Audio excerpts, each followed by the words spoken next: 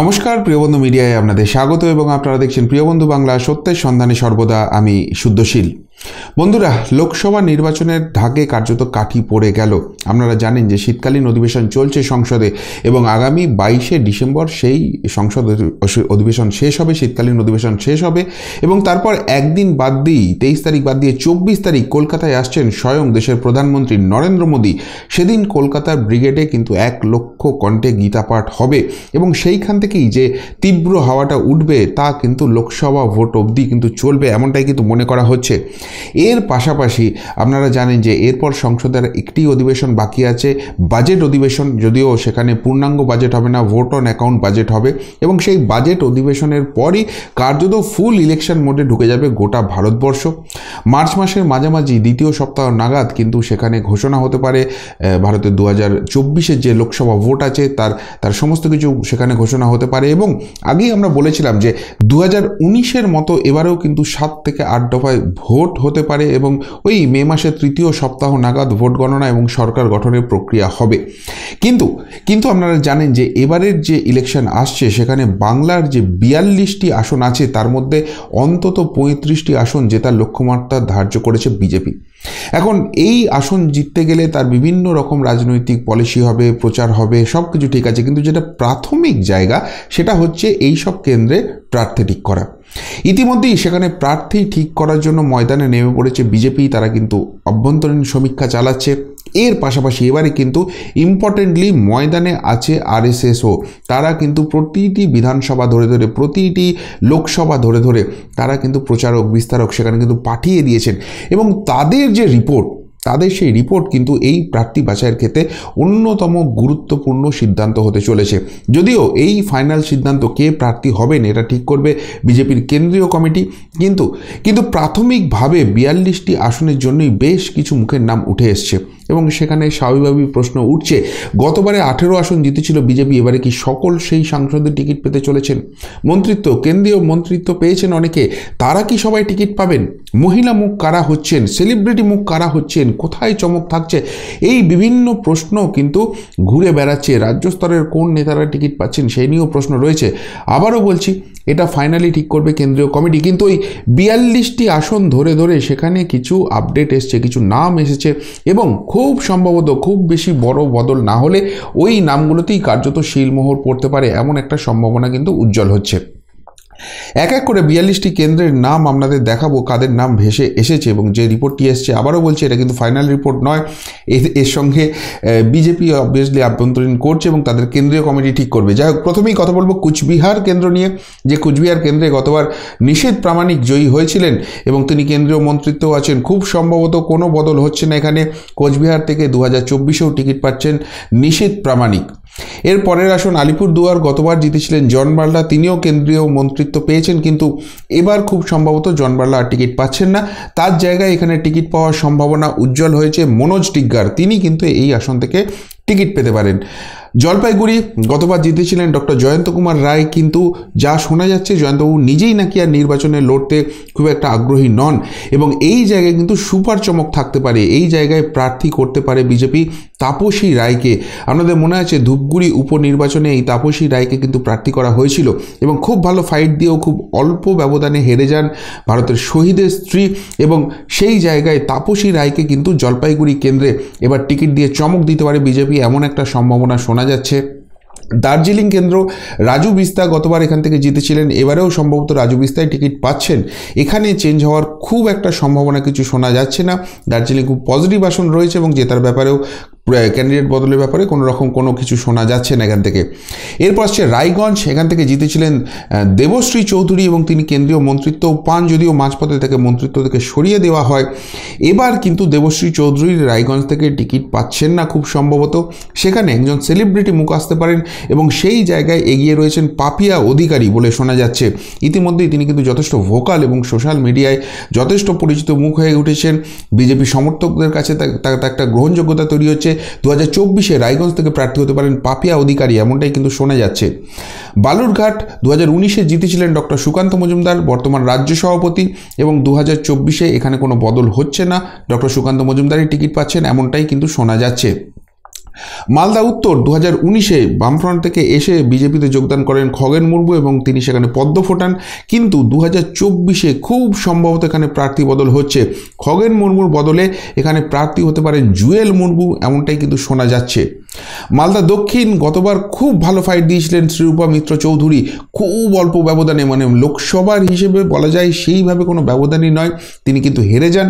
পরবর্তীকালে তিনি কিন্তু ইংরেজ বাজার থেকে বিধায়ক হয়েছেন এবং 2024-এও শ্রীরূপা চৌধুরীর উপরেই কিন্তু ভরসা রাখতে পারে বিজেপি মালদা দক্ষিণ কেন্দ্রে। এরপর আসছে জঙ্গিপুর। 2019 সালে মাহফুজা খাতুন এখানে কিন্তু লড়েছিলেন বিজেপির হয়ে, প্রাক্তন বাম বিধায়ক, তিনি বিজেপিতে এসেছেন এবং বিজেপির সংখ্যালঘু সেলের অন্যতম প্রধান মুখ হয়ে উঠেছেন। 2024 সালেও সেরকম কোনো ইকুয়েশনে চেঞ্জ হওয়ার এখানে সম্ভাবনা নেই। মাহফুজা খাতুনই খুব সম্ভবত জঙ্গিপুর থেকে আবারও টিকিট পেতে চলেছেন। জঙ্গিপুরের পর আসছে বহরমপুর। 2019 সালে কৃষ্ণ জোয়ারদার এখান থেকে টিকিট পেয়েছিলেন, কিন্তু এবারে টিকিট পাওয়ার সম্ভাবনা সেখানকার বিধায়ক সুব্রত মৈত্রর, এমন একটা সম্ভাবনা কিন্তু ক্রমশ উজ্জ্বল হচ্ছে। মুর্শিদাবাদ 2019 সালে লড়েছিলেন হুমায়ুন কবির, দল বদলে একদম মাহির তিনি, এরপর তিনি দল বদলে আবার তৃণমূলে গেছেন এবং সেখান থেকে বিধায়ক হয়েছেন, ফলে খুব স্বাভাবিকভাবেই এখানে নতুন প্রার্থী আসছেন এবং 2024 সালে এখানে প্রাক্তন পুলিশকর্তা নজরুল ইসলামের নাম কিন্তু ভেসে উঠছে মুর্শিদাবাদ কেন্দ্র থেকে। কৃষ্ণনগর 2019 সালে কল্যাণ চৌবে প্রার্থী ছিলেন, কিন্তু এবারে প্রার্থী বদল হতে পারে। সৌমেন মুখার্জির নাম কৃষ্ণনগর কেন্দ্র থেকে শোনা যাচ্ছে, খুব সম্ভবত সংঘ পরিবার থেকেই তিনি টিকিট পাচ্ছেন এবং সৌমেন মুখার্জি কৃষ্ণনগর থেকে আসতে পারেন। রানাঘাট জগন্নাথ সরকার বিশাল ব্যবধানে জিতেছিলেন 2019 সালে। 2021-এও রানাঘাটের যে বিধানসভা এলাকা আছে 7টির মধ্যে 6টিই জিতেছিল বিজেপি, কিন্তু তা সত্ত্বেও এবারে কিন্তু এখানে প্রার্থী বদল হতে পারে। 2024 সালে রানাঘাট থেকে টিকিট পেতে পারেন মুকুটমণি অধিকারী, এমনটাই কিন্তু হাওয়া ভাসছে। রানাঘাটে কান পাতলে অন্তত বিজেপির অন্দরে সেরকমই শোনা যাচ্ছে। বনগাঁ 2019-এ সুব্রত ঠাকুর জিতেছিলেন, কেন্দ্রীয় মন্ত্রিত্বে আছেন এবং 2024 সালেও কোনো বদল হচ্ছে না, সুব্রত ঠাকুরই খুব সম্ভবত এখান থেকে টিকিট পেতে চলেছেন।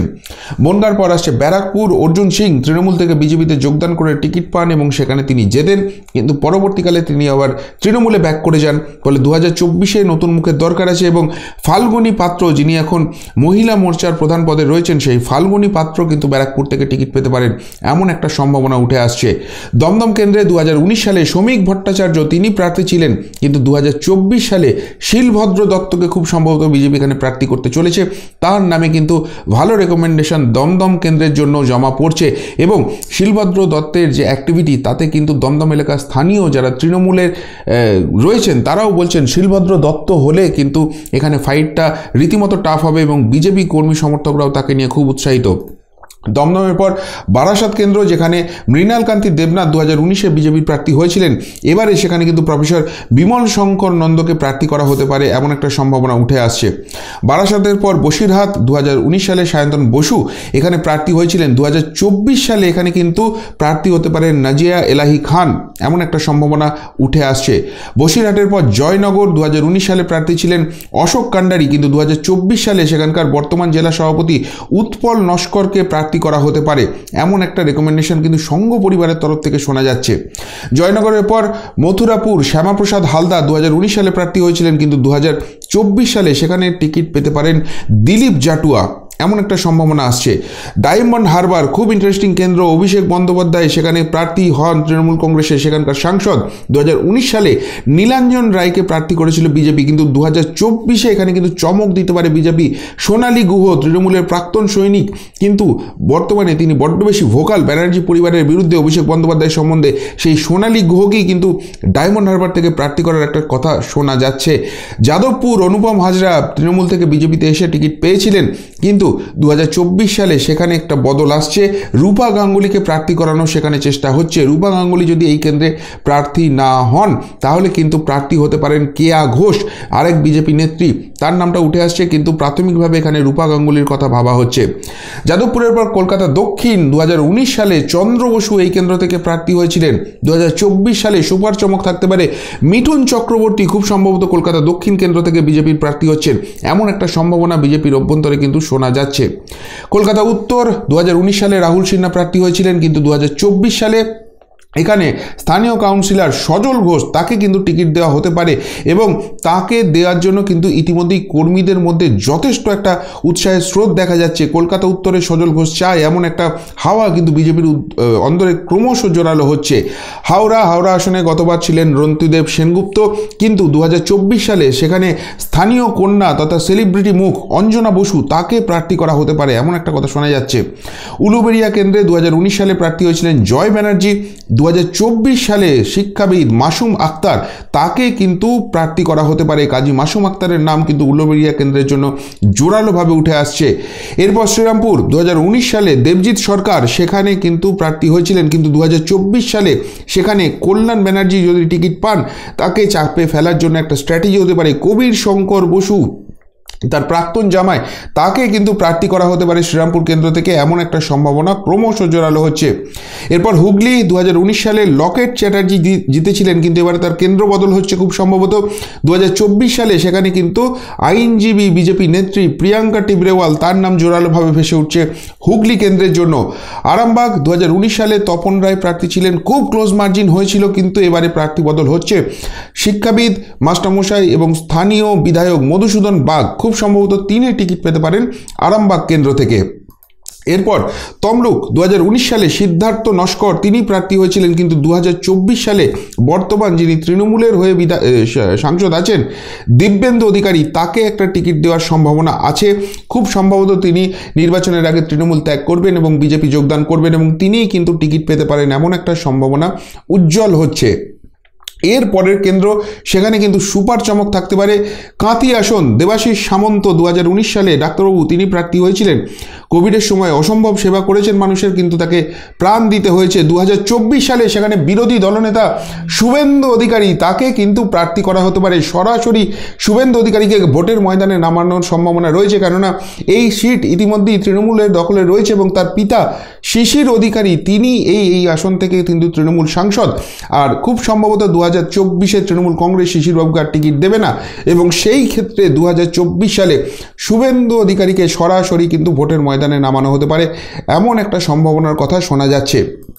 কাঁথির পর ঘাটাল গতবার 2019 সালে ভারতী ঘোষ সেখানে প্রার্থী হয়েছিলেন বিজেপির তরফে। 2024 সালে সেখানে প্রার্থী হতে পারেন শঙ্কুদেব পান্ডা যুব নেতা বিজেপির, তাকে কিন্তু এখানে প্রার্থী করার জোরালো একটা সম্ভাবনা উঠে আসছে। ঘাটালের পর ঝাড়গ্রাম কেন্দ্র 2019 সালে এখান থেকে প্রথমবার জেতেন কুনার হেমব্রম বিজেপির টিকিটে। সেই কুনার হেমব্রমকেই খুব সম্ভবত 2024 সালেও টিকিট দিতে চলেছে বিজেপি। এখানে বদলের খুব একটা সম্ভাবনার কথা শোনা যাচ্ছে না। ঝাড়গ্রামের পর মেদিনীপুর আসল এবারে কিন্তু ঘোষ বদল হতে পারে। 2019 সালে রাজ্য সভাপতি হিসেবে দিলীপ ঘোষ এখান থেকে প্রার্থী হন এবং তিনি জেতেন, এবং দিলীপ বাবুকে কিন্তু এবার খুব সম্ভবত বিজেপি এখানে প্রার্থী করছে না, কেননা বিধানসভা নির্বাচনের যে ফলাফল হয়েছে সেই ফলাফলে দেখা যাচ্ছে যে মেদিনীপুর যেটা শক্ত ঘাঁটি ছিল বিজেপি সেখানে কিন্তু বিজেপি পিছিয়ে পড়ছে। ফলে গতবার ঘাটাল কেন্দ্র থেকে লড়া ভারতী ঘোষকে কিন্তু এবার 2024 সালে মেদিনীপুর থেকে টিকিট দেওয়া হতে পারে এমন একটা সম্ভাবনা কিন্তু শোনা যাচ্ছে বিজেপির অভ্যন্তরে। মেদিনীপুরের পর পুরুলিয়া 2019 সালে জ্যোতির্ময় সিং মাহাতো সেখান থেকে প্রার্থী হয়েছিলেন, জিতেছিলেন। 2024 সালেও খুব সম্ভবত প্রার্থী বদল হচ্ছে না, জ্যোতির্ময় সিং মাহাতোই এখানে প্রার্থী হতে পারেন। পুরুলিয়ার পর বাঁকুড়া এখানে কিন্তু সুপার চমক থাকছে। 2019 সালে এখান থেকে ডক্টর সুভাষ সরকার জেতেন বিজেপির টিকিটে, তিনি কেন্দ্রীয় মন্ত্রী প্রতিমন্ত্রী রয়েছেন, কিন্তু 2024 সালে খুব সম্ভবত সুভাষ সরকার এখানে টিকিট পাচ্ছেন না।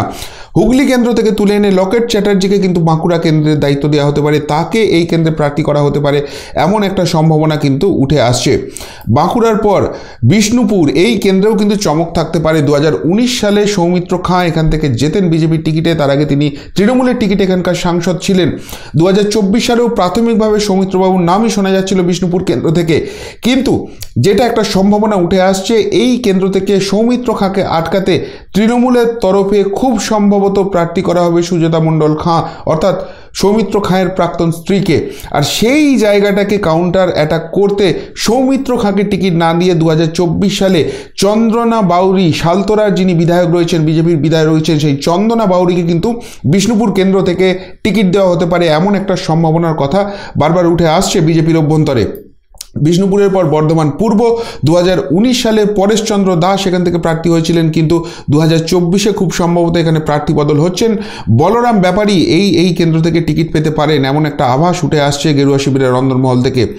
বর্ধমান দুর্গাপুর 2019 সালে সুরিন্দর সিং আলুওয়ালিয়া এখান থেকে সাংসদ হন। তার আগে দার্জিলিং থেকে বিজেপি টিকিটই সাংসদ ছিলেন, কেন্দ্রীয় মন্ত্রী ছিলেন, কিন্তু তারপরে আর কেন্দ্রীয় মন্ত্রিত্ব পাননি। এবার কিন্তু টিকিটটাও পাচ্ছেন না, এমনটাই সম্ভাবনা উজ্জ্বল হচ্ছে। 2024 সালে এখান থেকে বিজেপি নেত্রী অগ্নিমিত্রা পাল, যিনি আসানসোলের বিধায়িকা, তাকে কিন্তু এখান থেকে দাঁড় করাতে পারে বিজেপি, এমন একটা সম্ভাবনার কথা শোনা যাচ্ছে। বর্ধমান দুর্গাপুরের পর আসানসোল 2019 সালে বাবুল সুপ্রিয় বিজেপির টিকিটে জেতেন, তারপর তিনি তৃণমূল কংগ্রেসে যোগদান করেন।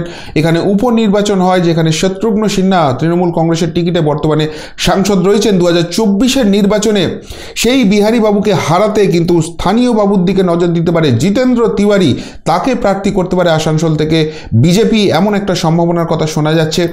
এরপর বোলপুর আসন 2019 সালে এখান থেকে রামপ্রসাদ দাস তিনি টিকিট পেয়েছিলেন। 2024-এ এখানেও কিন্তু থাকতে পারে সুপার চমক কলিতা মাঝি, তাকে টিকিট দিতে পারে। কে এই কলিতা মাঝি? ইনি হচ্ছেন এমন একজন মানুষ যিনি লোকের বাড়িতে তিনি কাজ করতেন, কিন্তু বিধানসভায় তাকে টিকিট দেওয়া হয়েছিল এবং তার এই টিকিট দেওয়া তখন অনুব্রত মণ্ডল থাকা অবস্থাতেও বোলপুর সহ বীরভূম বর্ধমানের একটা বড় অংশ সেখান থেকে কিন্তু কেঁপে গিয়েছিল। আউসগ্রাম থেকে তিনি লড়েছিলেন, যদিও হেরে যান তিনি। সেই কলিতা মাঝিকেই কিন্তু বোলপুর কেন্দ্রের টিকিট দেওয়া হতে পারে, এমন একটা সম্ভাবনা সংঘ পরিবারের তরফ থেকে উঠে আসছে এবং শেষ পর্যন্ত হয়তো সেটাই হতে চলেছে। শেষ আসন 42 নম্বর আসন বীরভূম 2019 সালে দুধকুমার মণ্ডল এখান থেকে টিকিট পেয়েছিলেন, কিন্তু 2024 সালে প্রাক্তন যিনি সাংবাদিক ছিলেন এবং বিজেপি রাজ্য কমিটির এখন অন্যতম প্রধান মুখ সেই জগন্নাথ চ্যাটার্জি, তাকে কিন্তু বীরভূম কেন্দ্র থেকে টিকিট দেওয়া হতে পারে। এই গেল 42টি আসন, একটা সম্ভাবনার কথা বিভিন্ন জায়গা থেকে যে খবর আমরা পাচ্ছি সেই অনুযায়ী এই তালিকা আপনাদের সামনে নিয়ে এলাম। এবার অবশ্যই করে আপনারা দেখে বলবেন যে বাস্তবের সঙ্গে এর কতখানি মিল রয়েছে, এর বাইরে অন্য কাদের কথা ক্যান্ডিডেট হিসেবে শোনা যাচ্ছে, কোন কেন্দ্রে শোনা যাচ্ছে, বা এখানে আর কি কোনো বড় বদল আসতে পারে বলে আপনারা মনে করছেন, সবটাই কিন্তু অবশ্যই কমেন্ট বক্সে কমেন্ট করে জানাবেন। তবে এই প্রার্থী তালিকা যদি সামনে আসে, তৃণমূল কংগ্রেস যেরকম ভাবছিল যে তারা এবার 30-35টা আসন নিয়ে চলে যাবে, তা কিন্তু হবে না। সত্যি এই প্রার্থী তালিকা যদি সামনে আসে, বিজেপি কর্মীরা অন্তত যেটুকুনি বলছেন যে সেখানে লড়াই হবে এবং সেই লড়াইয়ের শেষে খুব অল্প ব্যবধানে হলেও বহু আসনে বিজেপি এবার জয় ছিনিয়ে নেবে। 2024-এর নির্বাচন তারা কিন্তু কাউন্টিংটা সত্যিই 24-এর পর থেকে শুরু করবেন বাংলাতে। সত্যি কি তাই হবে? সত্যি কি মেরিট রয়েছে এই ক্যান্ডিডেট লিস্টে, নাকি আরও কোনো বড় বদল, বড় চমকের অপেক্ষা রয়েছে বিজেপির প্রার্থী তালিকায়? আপনারা কি মনে করছেন? অবশ্যই কিন্তু কমেন্ট বক্সে কমেন্ট করে জানাবেন। এখনকার মতো এখানেই শেষ করলাম, ফেরত আসছি নতুন প্রতিবেদন নিয়ে খুব তাড়াতাড়ি। ভালো থাকবেন, সাথে থাকবেন, পাশে থাকবেন। নমস্কার।